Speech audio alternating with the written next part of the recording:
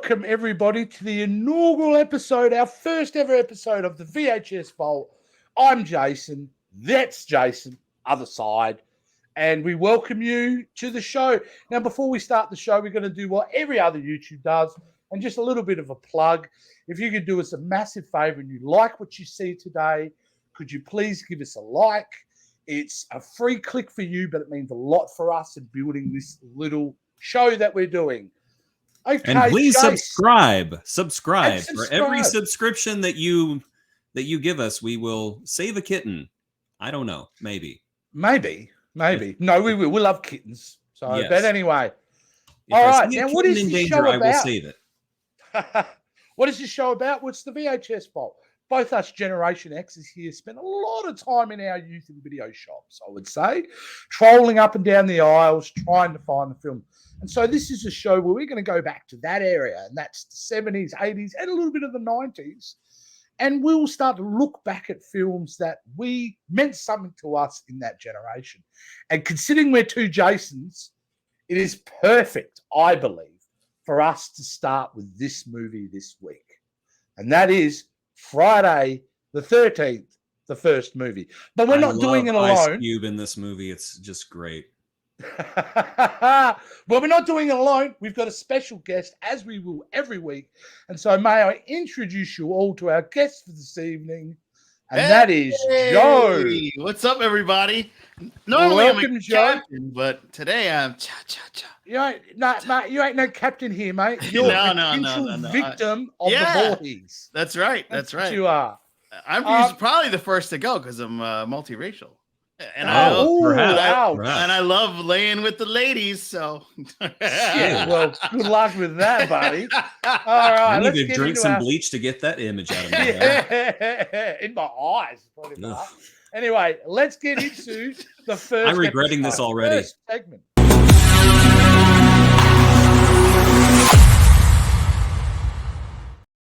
Background info. Now, let's have a talk about this film, Friday the 13th. Now, our memories today, Jason, are this is an iconic slasher film. That's what we know it of today. But it didn't always start out like that. What do you know, before I get into some of the tidbits I know, what are your memories about some of the background info about this film and how they made it? Well, I know it was made very, very, very, very, very cheaply. Was it low budget? Very low. It had a $550,000 budget, to be correct. Yes. Wow. I mean, it was so that's a coffee budget in Avatar. It was done so cheap that they honestly cast Betsy Palmer in the movie because she could drive herself to the set. Yes. That's how cheap it was. Yeah, and then what you're bringing up is Betsy Palmer, who plays the deliciously evil Mrs. Voorhees. Pamela. Right here. Pamela Voorhees. Was a Broadway actor. You know, had done some bits and pieces over the years, but primarily in that stage of her career was in the theatre. And she had a nice car that broke down. Her agent rings her and says, look, there's this script that's come for a horror film. And she went, I need a new car. And boom, they booked her. That's right. right. Which is the movie crazy. At first either. She, as I recall, she read the script and then called it, and I don't swear on the internet. No, nobody does that. She called it a gigantic piece of fecal matter. Yeah. Yes. Us Aussies would say piece of shit. So I can say that because I'm an Aussie. All right, yeah, it was. But now let's have a look at the makers of this film. This film was directed and produced by someone called Sean S. Cunningham. Now, at that time, on Happy Days. Yeah, not Richie Cunningham, Sean S. Cunningham. Opie. Yeah, not Opie. So this guy, now what his background was, is he had made a horror film with Wes Craven called Last House on the Left. Which is a great film. Which is an RAPE revenge fantasy film. Right. And essentially, he had made this horror film with Wes Craven, didn't really make a lot of money, but it helped him make a couple of little family films. Then 1979 came around, and a little movie called Halloween hit the screens and was cleaning up on the box office in 1979. So as a business person that Sean S. Cunningham says, we got to get in on some of that. And he had a title in his head. He didn't have an idea for a film, but he had a title in his head, which was Friday the 13th. Didn't know what the movie was going to be about, but he had the title. And he took out a full-page ad. Did you ever hear about that, Jace? Where he took out a full-page ad with the logo of Friday the 13th to promote a film that he hadn't even written one word of yet. Wow, it's like he's DC. Yes. And on the header of that poster that he put up in the trades was the most terrifying movie you'll ever see. Like, talk about putting your balls on the line here, aren't you? Yeah. You're selling this film and this concept, and you haven't even written a script. Again, it's like DC. It's like DC. But eventually he hired a script writer and they wrote the script. Now, a lot of people make comparisons to Halloween for this film. Do you think that's a fair statement, guys? A lot of people Absolutely. It was the blueprint for all slashers, including this one.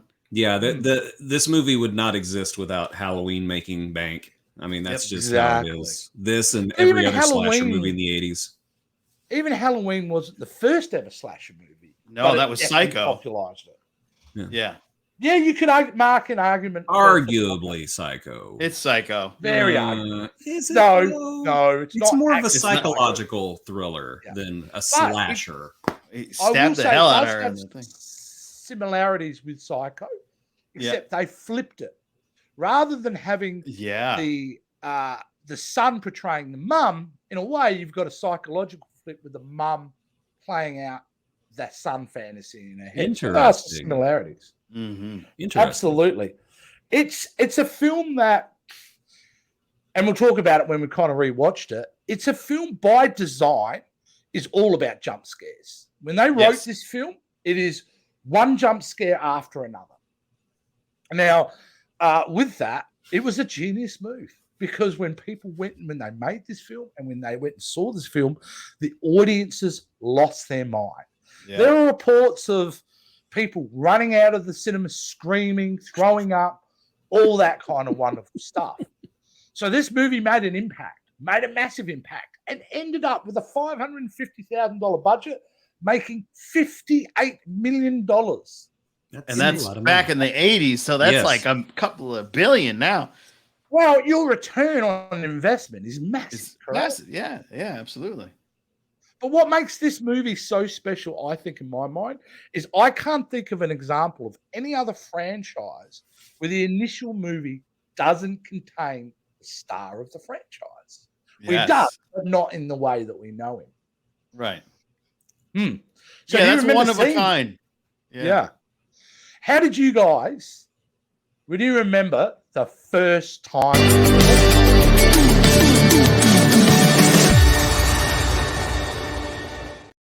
I'll never forget my first time. Okay. I'm sorry, you're going to make me sick again. Yeah, about the movie, Joe. No, I know, that's what I'm talking about. That's what I'm talking about. Okay. No, the first time I saw this, so my uncle had the only big TV in the house, and he had a series of VHSs that were labeled with his writing. He has a nice penmanship. And Friday the 13th, and I'm thinking, 13, maybe this is something to do with Sesame Street, because I was very young at the time. What? Yeah. Today's episode is brought to you by the letters key, ma. Today we're talking about murder. Yeah, M is for murder. So I popped that bad. 3 victims. Yeah, I popped that bad boy in his giant. No, so like there were different tiers of VHS players. I don't know how it was in Australia, but here you had like the one where they had the center console, and then it would like rise from the whole big box instead of the one that you fed in. Oh yeah, well that's the pop-up trays. The pop-up tray we had. Yeah.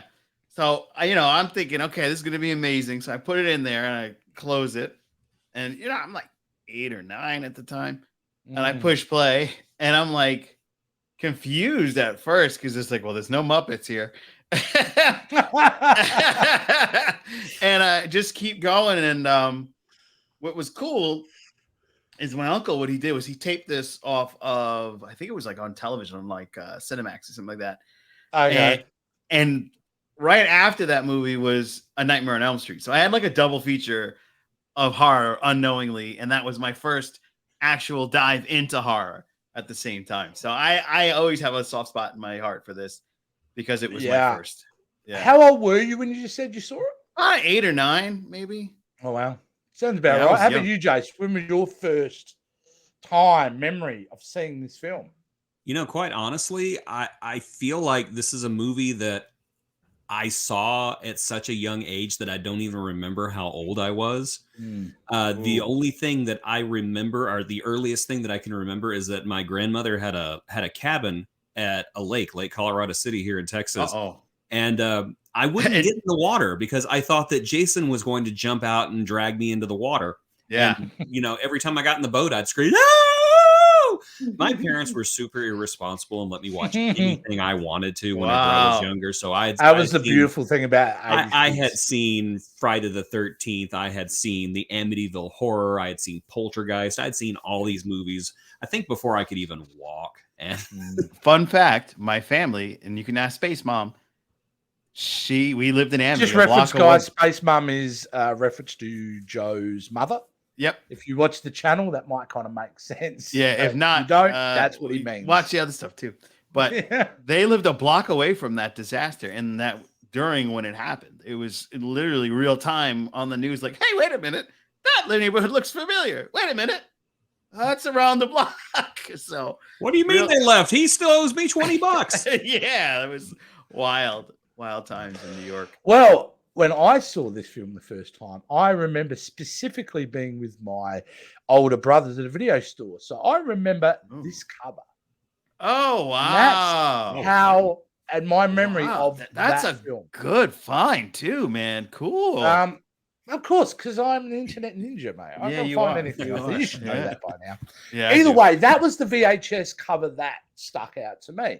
Yeah. So I remember grabbing it, not being particularly interested because what was on the cover, but I do remember being slot in the top-down VCR at home with my brothers who were a bit older than me, who were fixated on me watching it and basically pinned me down to the couch watching it. Now, my older brothers at the time, they think they were being, funny. It's going to scare the crap out of Jace. He'll be running to mum screaming. Well, guess what? They didn't realize their little brother was a freak. And I did. And I remember even being like, come and watch it again. We'll come and watch it again. Wow. And about how old were you again? 1980, I was 7. Oh, 7. Wow. So we got this probably later in 1980, maybe 7 or 8 at top. So around the same age, but I was in. And like Jason, being a Generation X child, our parents didn't care back then. We got to do anything we wanted, especially films. You were talking about some of the films that you saw in the 80s and appropriate. Same thing. I saw The Exorcist at 5. Oh, that was the one movie I hadn't seen until I became an adult because I could never find it and never got around to it. My parents. So that was my first memory. The memory was so impactful. This film created an obsession with horror. Oh, wow. Cool. From this film particularly, that was my favorite genre at those ages, to go to the video shop. I didn't go to the cartoon section or the anime or the drama section, comedy. I always went straight for horror. Same. It's exactly what it was, because it's the thing about this film, especially the first time you watch it, is the jump scares get you, especially in that time. Because you got to remember, Friday the 13th back then, jump scares were in movies, but not to the amount as they threw them in this film. And it was just one after the other. And it was titillating for a young child too, because you get to see, there's people having sex, you don't quite figure it out, but what I love was in the movie as a young kid, it was teaching me good morals. If I'm a hoe, I'm going to get murdered by a psychopath. Yeah, that's true. Keep it in your pants. Keep myself pure, keep myself, don't do stupid things like walk out in the rain with just a pair of knickers on and a coat. Yeah. Especially by the bow and arrow targets. We'll get into that for sure. Yeah. So I think it's fair to say it had a profound effect on you, Jace. It had a profound effect on me, and Jace, and the same on you, Joe, because we could all remember when you could pseudo remember, Jason, but you and me, Joe, we remember. I remember vividly, because I can't say that about all the films I've seen. just that whole like pushing the VHS tape down and expecting one thing and getting something else was like, oh, what's this? Yeah. Ever changed my life. Absolutely. And it's funny, like you said, jump scares, and they had taken that bit from Carrie, because of the end of Carrie, when you think it's all over, it's fresh and good, and all of a sudden the hand comes up and grabs in there, and they saw how well that did, and people kept going. And and we'll get into that as we go about that particular bit and how they stole from that for the end of this film. Yeah, they did. They literally stole that concept, as everyone kind of does. If it works on screen, it's popular, you're going to steal the concept. Yeah. So now here comes the big bit. I have to rewatch.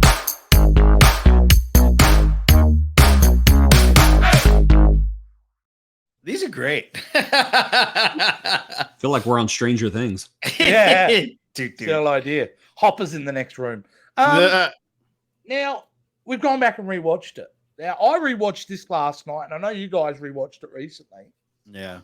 Sunday. How did it feel going back 42 years later and watching this film? I'm going to have a very unpopular opinion. I honestly kind of think the movie's trash. Not an and this is some. opinion. I am a fan of these movies. Do not get me wrong. I'm a huge fan of Friday the 13th. But this first movie was trash. It's very hard to watch. I don't know about you guys. It's hard to watch. It's got some. You can tell that they did not put a lot of thought into exactly how the killer operates or continuity or anything, because my analytical brain is watching this movie saying, wait, no, what? No. How did she pin the guy to the door with arrows? She's a little old lady. Yeah. Well, let's get it. And that bit, that whole continuity problem starts fairly early on in this movie. Yes, it does. The when they go to the little, I was going to call it a cafe, but the little it's shop. a diner, a little diner. The diner, sorry. Yeah. We don't have diners in Australia. We don't? Sorry. No, we how do you guys we eat call them dingo How do we dinners. eat? With boomerangs and eating raw kangaroo. How do you eat pancakes specifically? How do you eat pancakes? We cut them into the shape of boomerangs, you throw them, and you open your mouth waiting for them to come back. I still believe that we're in 1886. I didn't say that. I'm just saying. Yeah, you do. Diners have the best pancakes. That's what. Yeah, whatever. Okay, this diner, the people suck in it. And I'll tell you why that's true. They suck, right? I kept telling it. Don't go there. They're all about the death stairs. But the whole conceit of the town, especially the truck driver that's in there, is that's cursed. So literally, here's the deal: a kid drowned in 1957. Yeah. Right, and a couple gets killed in 1958. But the whole town's name says that place is cursed. Nothing's happened in 20 years. A couple of fires, apparently. But nothing happened in 20 years, but the whole town thinks it's cursed. Bit over the top. Yeah, no, but bit over the top with me. Yeah. Yeah. But I don't regret it, because we then get Creepy Carl. And Creepy Carl rocks in this movie. Yeah. Here's the Doomsdayer. And I love this guy, and I've got a picture of him here somewhere because he is just a man. In many ways, many ways, reminds me of a line from Sir Laurence Olivier. Yep. Sir Laurence Olivier was doing a show where he had a small part, and he played a butler. And this was a big murder mystery where, it had other big name stars in there. And somebody interviewed Sir Laurence Olivier and said, what is this play about? And Sir Laurence Olivier, where everybody was expecting him to say, it's about a man and a woman who comes to this castle and then there's a murder. No, he said, it's about a butler played by me. Creepy Carl. I do not know the name of the actor, but that actor. Rest in peace, Creepy Carl. Rest in peace, Creepy Carl. Creepy Carl actor believed the movie was about him. Yeah. And he's literally the best part of the movie. Yeah. Well, he comes back. So he believes it's his movie enough that he gets into the sequel. So how long do you think he was standing in the pantry waiting for them to open the door? That is my biggest question. Was he in there just like, Carl's rather patient? I really have to pee, but I want to scare them. And then he's walking out going, you're doomed if you hang around. Doomed. You're also out of peas. I ate them all. And the dog food. That food is out of date. This has too much MSG in it. It's bad for you. 800 milligrams of sodium. Your cholesterol is too high.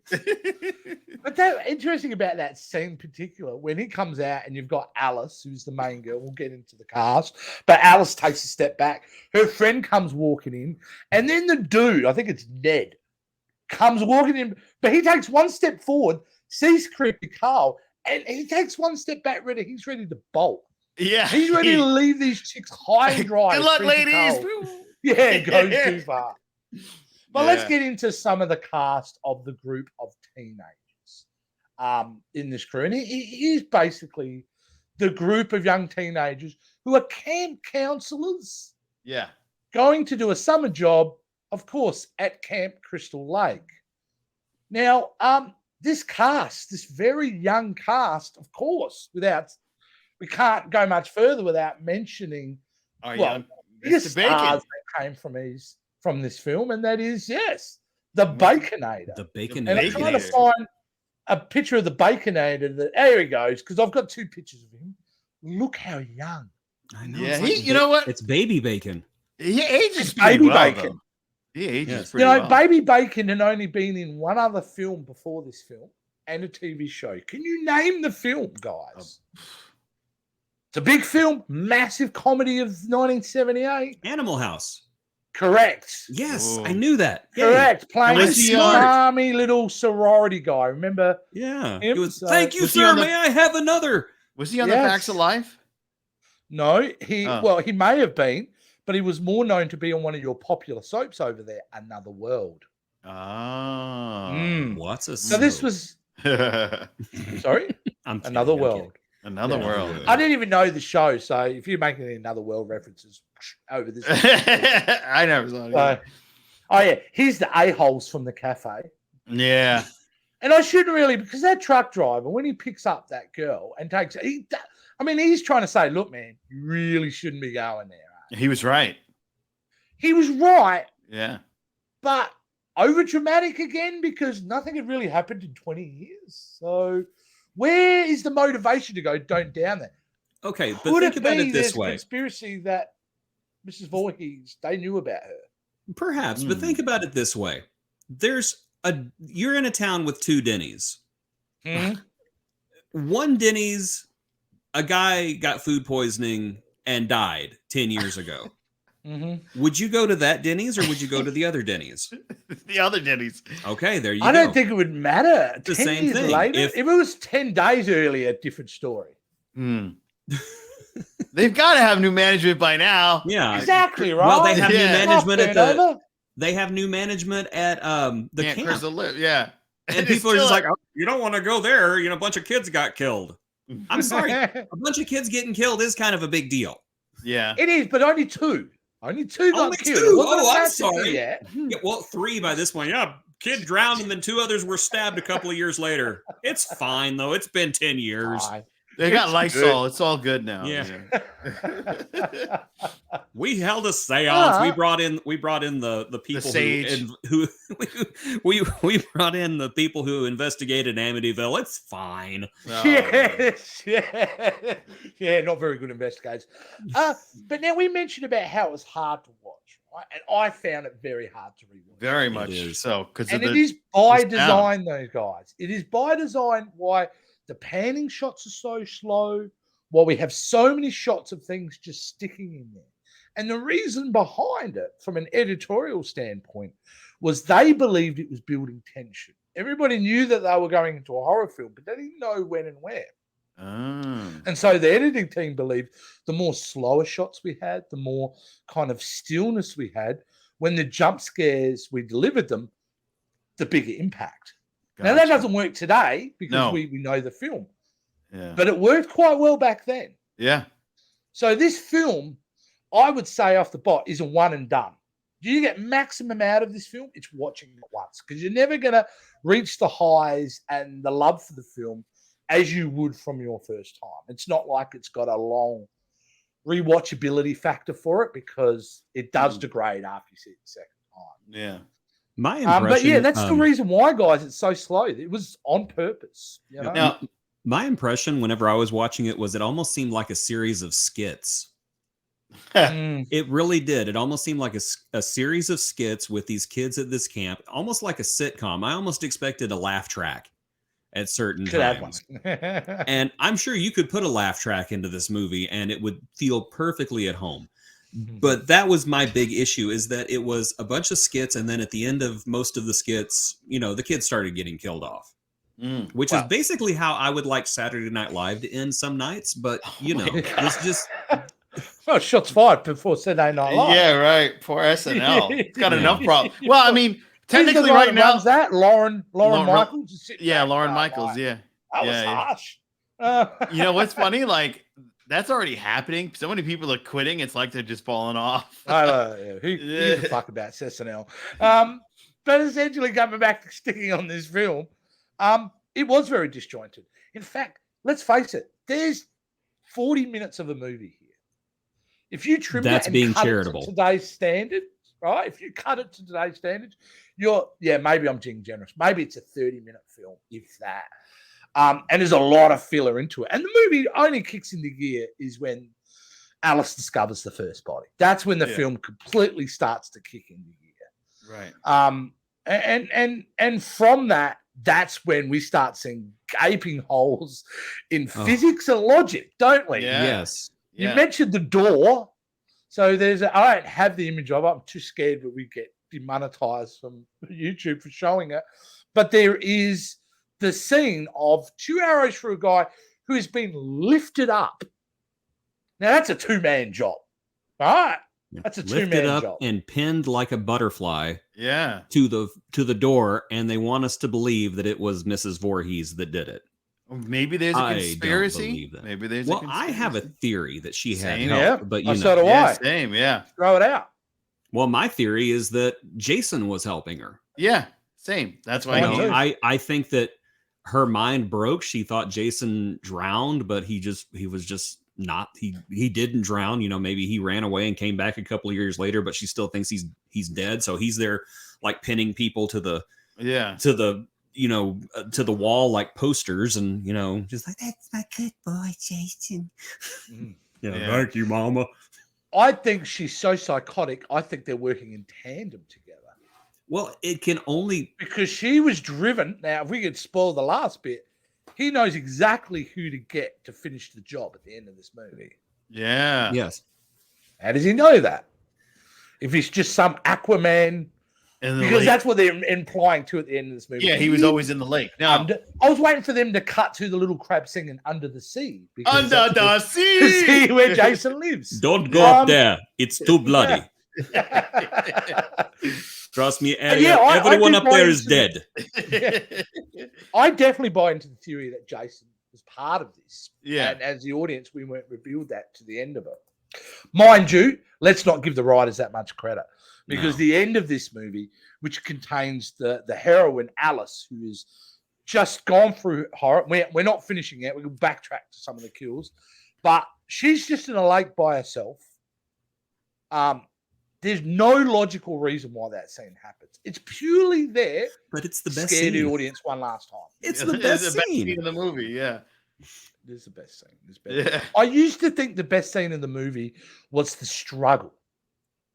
With the mom? This particular scene here. Yeah. I now retract that statement because here's a fact for you. No stuntmen were hired for this film. And it showed. Oh, it does. Yeah. It shows. Especially with Betsy Palmer. Sorry, with Mrs. Voorhees and Alice. Their fight is some of the worst choreographed and edited fight scene ever seen. It's hilarious. It is absolutely hilarious. Yeah. And the moment, I tell you what is a great moment. It's just maybe a 2-second shot. It's the moment when Alice picks up the machete and it goes into slow-mo. Oh, yeah. She goes to cut her head off, right? Just that moment alone, the way the score went and everything, brilliant. Although what doesn't hold up is this scene here. Yeah. Mr. Hairy Knuckles, by the way. Mr. Voorhees had problem with some hair. And she was apparently a footballer player because she's got one of the trophy, the Heisman Trophy rings. The other thing you couldn't see in that picture because it wasn't high def, but if you watch it in high def, you can see toothpicks sticking out of the head. Oh my gosh. To hold the fake head. Wow. And if you also notice, when she hits the head, she hits it this side, but the head pops out. Yeah, the other way. You know, it's a pop top head. That's all. Yeah, it's a pop top head. So, what my favorite scene is, I went back and went, ugh, that doesn't hold up. The thing that gets me about that not at scene. all. The thing that gets me about that scene is whenever Alice picks up the machete and is running towards her, and Miss Voorhees kind of looks at the camera and goes, "Ah!" That reminds me of that scene from Austin Powers where that guy is about to get run over by the steamroller, and he's just going, "No!" And That's definitely a reference to stuff like that. He could have Pamela could have just gotten up and walked away. Yeah, but no, she.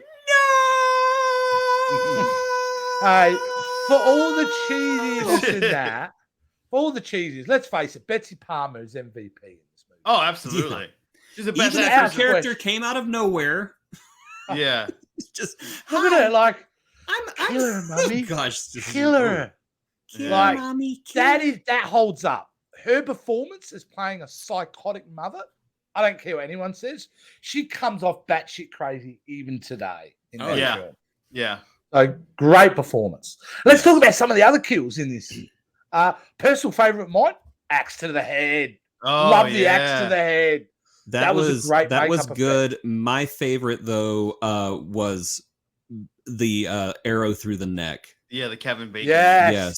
Here we go. Now I've got a little bit of trivia about this one for you. Kevin Bacon with the butter neck. As we know, the master Tom Savini was actually the special effects guy for this. Yes, he was. Now, in that scene in particular, as you can see, they put his head. You can actually see it here. It's so obvious. That's a rubber from his neck down, from the top, bottom of his jaw down. That's all. That's why he put his shirt on before he got killed, is so they would hide it better. Yeah. So Tom Savini had a pump, right? So they put the arrow through, and he's got a pump with the nozzle, and he's supposed to pump this sheep's blood, spurting out. That's the effect, right? The problem is the pump didn't work. Nope. So they shoot the scene. They go, cut. Tom Savini gets up and he's just covered in sheep's blood. He's spitting out sheep's blood. And then he kills everyone with his telepathy. Yeah.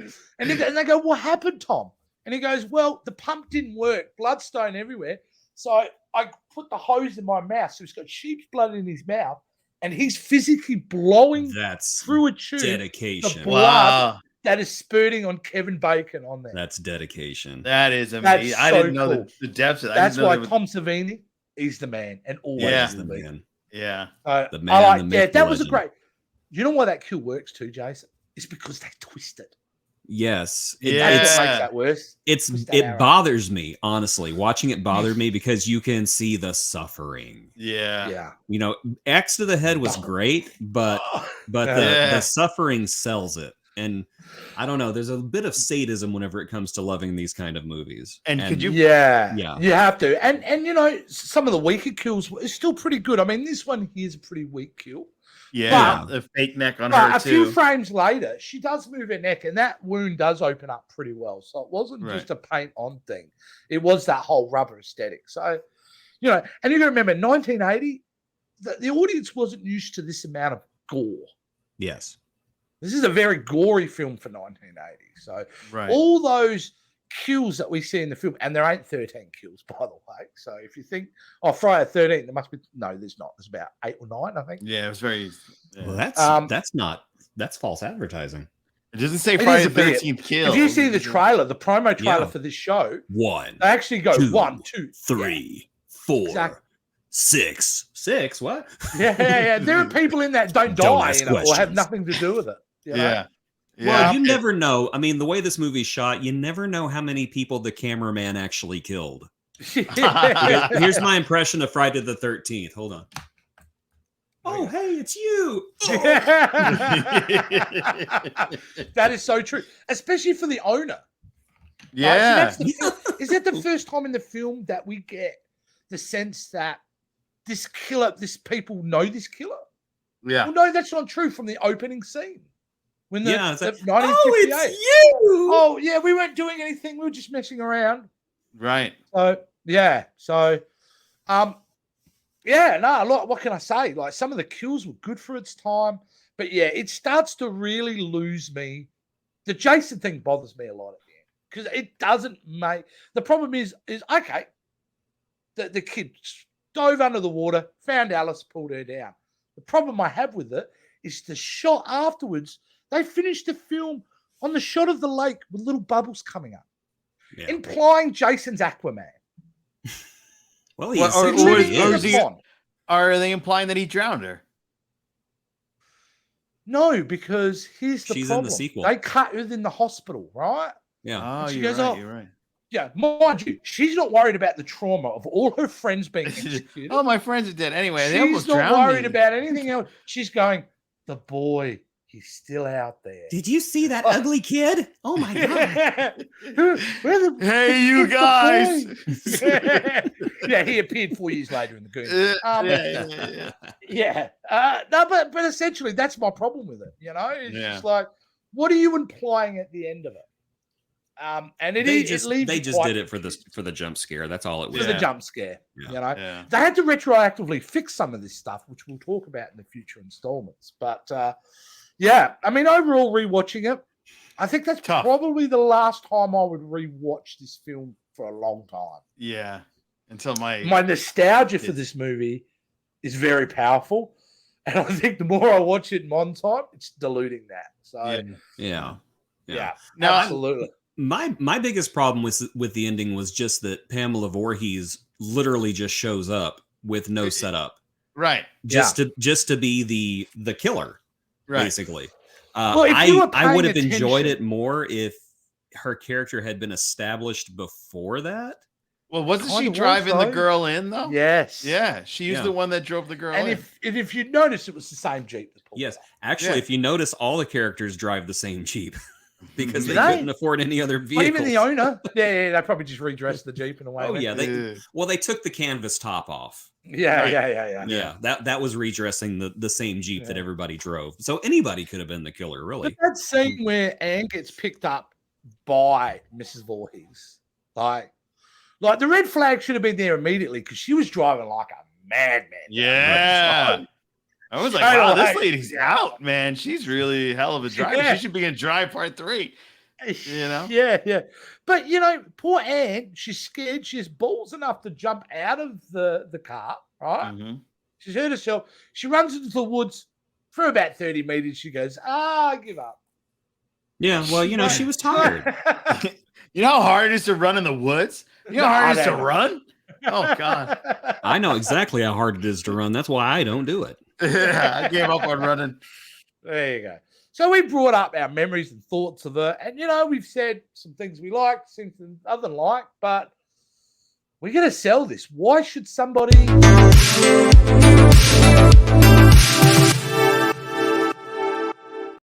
If you're into movies... You're going to see this. Why should they go see this?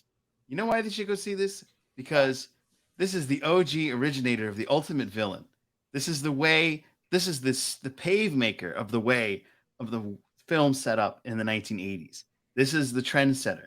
Yes, Michael Myers was there in the 70s, but Michael Myers didn't have the je ne sais quoi that Jason had. At that time, there was no speak Spanish. It was the shape, remember? That's right. It was the shape, yeah. It wasn't until a year later that we started getting a bit more his name, into that stuff. You're right, Joe, 100%. It basically was start of it rode the biggest wave of a whole subgenre in horror. And that's the slasher film. Yeah. You know? And it dominated for almost a decade. Exactly. Not only that, I don't know about you guys, but the version that I watched on streaming service, the voices were not matching the movements of the actors. I think you just had a bad connection, dude. Because I actually watched it last night. I had no problem. Wow. So much is maybe I need better. It's just an internet provider, I suspect. But the other thing is, you get your first look at Kevin Bacon shirtless. That's always a fun fact. Mm-hmm. And there's actually more. Yeah, and there's actually a real kill on this movie. Did you guys? Yes, I did, and I'm a bit disturbed by that. That was probably I've gone back and forward on that. I'm glad you brought it up, Joan. You're talking about the snake. Yeah, the snake.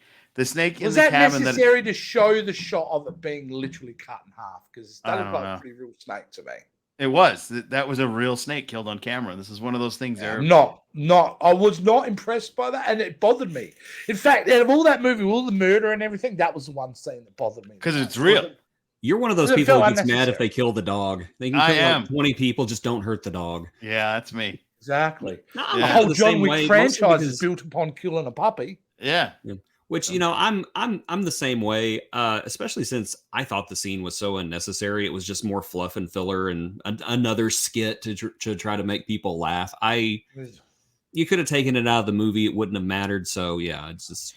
So the other reason why I say it is because technically this is a snuff film. Oh, yeah. Good one, Joe. Thanks for that. We're trying to sell people to go and see it, and you just ordered the stuff. Wait, nobody wants to watch snuff. Completely destroying the segment and the idea of it. No, come on. No, go Hello, see police. it because it is. You're gonna read my VHS collection. Yeah, look, it is a classic. Right? It is. It's definitely a classic. And if you're going to go back and watch a film from 40 years ago, you are going to expect things to be a little bit different. It's going to be out of place in time with our morals, our ideas, and whatever. But it is, again, a very important movie in the history of slasher movies. So if you are interested in horror slasher movies and you haven't seen this, you're going to go see it, right, Chase? Yes. Yes. Listen, if you're a Trekkie, you watch Star Trek: The Motion Picture. Yeah. If you're a horror fanatic, you watch Friday the 13th. The first one. It's not a good movie. I'm going to say that right now. And I'm a huge fan of this entire series. Friday the 13th, the first one, is hands down my least favorite movie because it lacks a lot of the fun. It's a very unfocused movie. And as I said, the killer just pops up out of nowhere just to be the killer. But at the same time, I got a certain amount of fondness for it as well because, you know, it was part of my childhood. It was part of growing up, and it did kickstart one of my favorite things in the world. So I've got respect for this movie, even though I don't think it's that great. And I do think that everybody who likes, you know, the cheesy horror slasher movies of the 80s and 90s, they should give this one a look at least once. Absolutely. Yeah, this film actually becomes better the further you go into the series, though, because there are little nuggets in this film that do pay off throughout the series. So it you know, there's especially, do you remember what I'm talking about, Jason? There's a headstone in a certain film where we actually get to see Mrs. Voorhees' first name. That doesn't happen. Yes. I think That's where Pamela comes from. Yes. Yeah. Is that film 4 or 6? I One don't of the two. recall. One. We'll have to find out. There are nuggets in this film that do pay off. So, in a way, even though it's not, it is an important. If you're into Friday the 13th, you've got to see it because it's really like watching or reading any book, but not reading the first chapter. You gotta watch it. Yes. To establish what's going Not on. only that, but the blue sweater that she's wearing in this film is also in Freddy vs. Jason. Yes. Decades later. So I thought that was a really nice throw. Yeah, and they really honor in that film Freddy vs. Jason. They really honor Friday the 13th quite well. Yeah, they do. They really do. No doubt about it. So, yeah. Well, that was it, guys. We've talked about Friday the 13th, the first movie. It's known now as Friday the 13th Part 1, but screw that Part 1 garbage. No. Friday the 13th. Yeah. Yeah, and I tell you what, guys, before we get on to our next segment, we're going to establish the fact that every month from now, basically to the end of the year, we're going to be looking back at every single Friday the 13th. So this time next month, we'll be doing Friday the 13th Part 2. Yay! The potato sack years. The potato sack years. Yeah. The development of some shoulder issues. Yeah. Years. I also put that because I love the killer how she attacks him at the end. Spoilers. Yeah. But yeah, we're going to go back to it. But before we do that, this is a show that runs every 2 weeks, guys. So you'll be able to catch us every fortnight. We're going to be moving into the next segment, which I call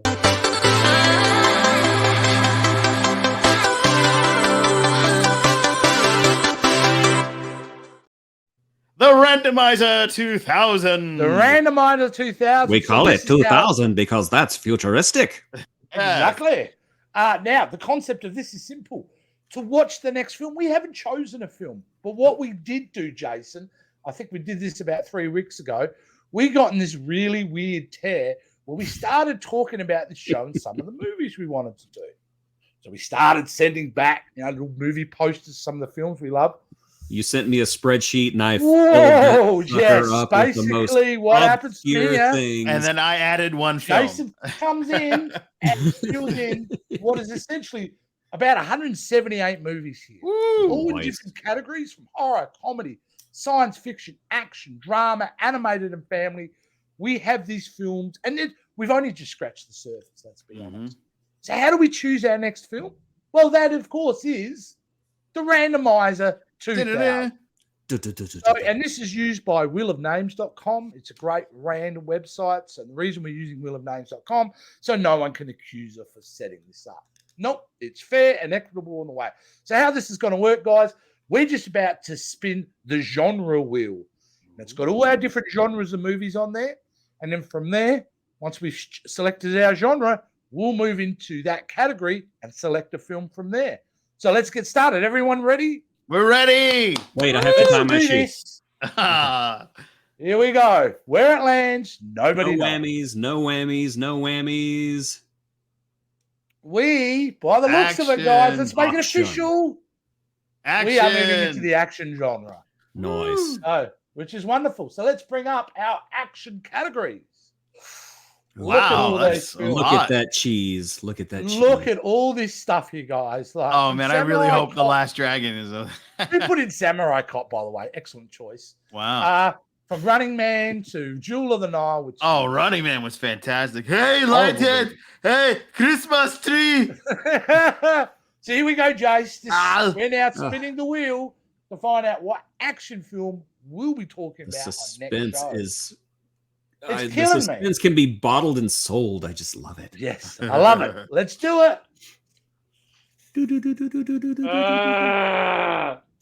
The tension. And then it slows down. Oh my God. Aitor, the Flying Eagle. Oh, I've never even saw it. yeah, Aitor, I've the never even heard fighting of this eagle. film. Okay. Aitor, the fighting eagle, not flighting eagle. All right, the Fighting Eagle. Okay, well, I have I actually gotta not look this seen up. this one. I had this one recommended to me. So I Okay, have well, not seen this one either. let's get into the old Google and let's find out what this To the film is. Googles. To the Googles. Aitor. It's just called Aitor. Right, well, let's... No, down below. Down. Yeah, No, here we Aitor go. the No, I've Fighting got it Eagle. here. Aitor, the Fighting Eagle. It looks like very This is a crawlish. 1982 Italian adventure fantasy film. Wow. Well, this should have probably been in the fantasy genre. but Yeah. nevertheless, Our genres are so crossed. yeah, they're so cross. So, believe it or It not, went in action because it had the word fighting in it. yes. Well, here we go, guys. We're watching next fortnight Aitor, the Fighting Eagle. A I've never even heard of 3.2 this. on IMDb and a Ooh. 1.8 on Letterboxd. You're All right, welcome. so we're in for a treat, guys. We're in for a treat. And in case you would like to join us, it is currently streaming free on Pluto TV. Wow. Wonderful. There we go. So you'll be able to watch it. And that's the other thing, guys. As you see the list that we've just brought up, we would like you, the audience, to help contribute to that.